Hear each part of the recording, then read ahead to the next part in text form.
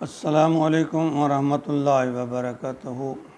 ناظرین عزیز وقار، میں غلام مصطفیٰ اللہ اور اللہ کے رسول کے پیغام کے ساتھ اپنے چینل پیام اسلام سے آپ سے مخاطب ہوں۔ درس قرآن کے سلسلہ میں آج کا ہمارا سبق سورۃ الاعراف آیت نمبر 65 ہے۔ اعوذ باللہ من الشیطان الرجیم، بسم اللہ الرحمن الرحیم۔ وَإِلَىٰ عَادٍ أَخَاهُمْ هُودًا قَالَ يَا قَوْمِ اعْبُدُوا اللَّهَ مَا لَكُم مِّنْ إِلَٰهٍ غَيْرُهُ أَفَلَا تَتَّقُونَ۔ یہاں سے قوم عاد کا قصہ شروع ہوتا ہے، جن کی طرف حضرت ہود علیہ السلام کو پیغمبر بنا کر بھیجا گیا تھا۔ حضرت نوح علیہ السلام کے 4 بیٹے تھے، سام، حام، یافس اور کنعان۔ کنعان تو اللہ کے نافرمان ثابت ہوئے اور طوفان نوح میں وہ غرق ہو گئے، ہلاک ہو گئے، اور 3 بیٹوں سے نوح علیہ السلام کے آگے ان کی اولاد اور نسب چلا۔ حضرت ہود علیہ السلام کا سلسلہ جو حضرت نوح علیہ السلام سے ملتا ہے وہ کچھ اس طرح ہے کہ ہود بن عبداللہ بن ربا بن حلود بن عاد بن اوس بن ارم بن سام اور بن نوح، یہ تقریباً 9 واسطوں سے ان کا سلسلہ جو ہے وہ حضرت نوح علیہ السلام سے ملتا ہے۔ یہ قوم بڑے قد والی، بڑی طاقت والی قوم تھی۔ ان کا ذکر قرآن کریم میں 9 سورتوں میں آیا ہے۔ قوم عاد کا جو مسکن تھا وہ بحیرہ عرب اور بحیرہ احمر کے درمیان عمان کا جو علاقہ ہے، اس میں حضرت موت، بحرین اور مغرب میں یہ یمن تک کا یہ علاقہ، یہاں یہ قوم آباد تھی۔ جسمانی قوت میں اس قوم کا کوئی ثانی نہیں ہے۔ انہوں نے پہاڑوں کو تراش کر بہت بڑے محلات، خوبصورت مکانات بنائے، لیکن جس طرح یہ قوم جسمانی طور پر سخت تھی، اسی طرح یہ دل کے سخت احمق اور بیوقوف بھی تھے۔ ہود علیہ السلام کی ہزارہ کوشش کے باوجود یہ صراط مستقیم کی طرف نہ آئے۔ اللہ نے انہیں سخت آندھی کے ذریعے ہلاک کر دیا، جو 8 دن اور 7 دن تک مسلسل جاری رہی۔ دور حاضر کی طرح یہ بھی اپنے آباء و اجداد کی تقلید میں مشرکانہ روش پر اڑے رہے۔ عقلی بصیرت کی کوئی دلیل بھی ان پر کارگر نہیں ہوتی تھی۔ فرمایا وَإِلَىٰ عَادٍ أَخَاهُمْ هُودًا،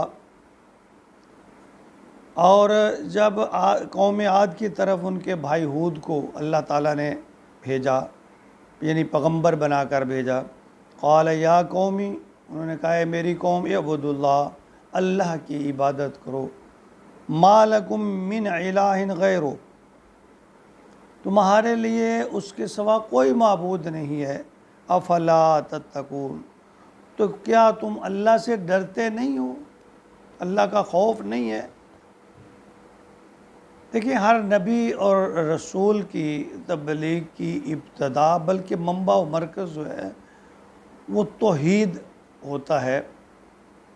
وہ صرف لوگوں کو اللہ کی عبادت کی طرف بلاتے ہیں، اللہ کو چھوڑ کر جھوٹے معبودوں کی پرستش سے منع کرتے ہیں، اور یہی سیدھی راہ ہے اور یہی تقویٰ کا راستہ ہے۔ انسانی تاریخ بھی گواہ ہے کہ ہر قوم دوسری برائیوں کے ساتھ ساتھ ایک مشترکہ بیماری جس میں وہ مبتلا رہی، وہ شرک ہے، اور آج بھی ہے۔ یہ گناہ، یہ جرم تمام گناہوں اور جرموں سے بڑا ہے۔ اللہ پاک نے قرآن پاک میں بارہا ارشاد فرمایا کہ میں تمام گناہ معاف کر دوں گا مگر شرک کو معاف نہیں کروں گا، یا قیامت کے دن انسان اگر شرک سے پاک ہو کر میرے پاس آئے گا تو ہو سکتا ہے میں اس کے گناہ معاف فرما دوں۔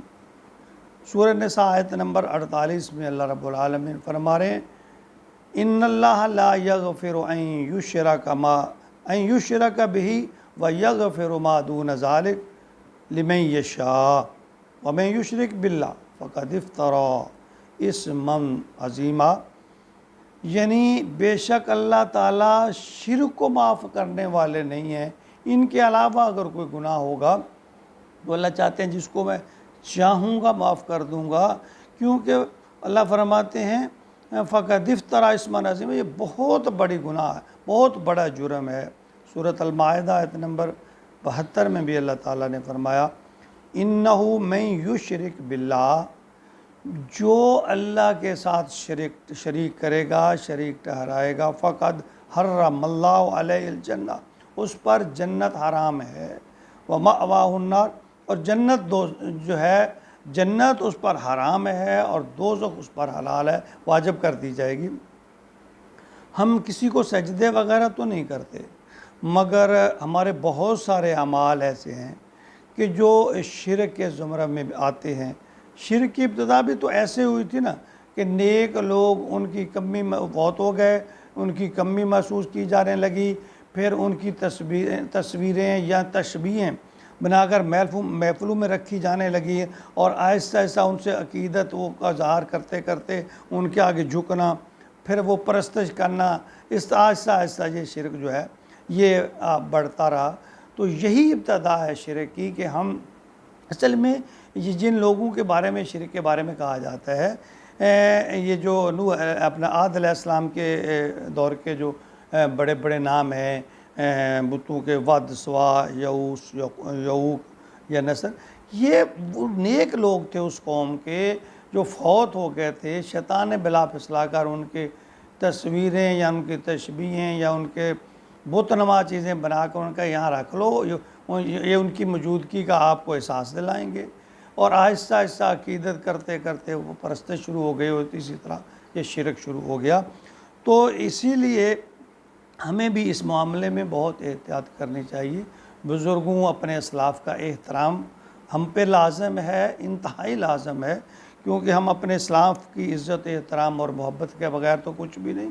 لیکن یہ جو نقطہ ہے نا، شرک یہاں سے ابتدا ہوتی ہے، اس کو کراس نہیں کرنا، اس سے بچنا ہے۔ اللہ تعالی ہمیں شرک سے بچنے کی توفیق عطا فرمائے، آمین یا رب۔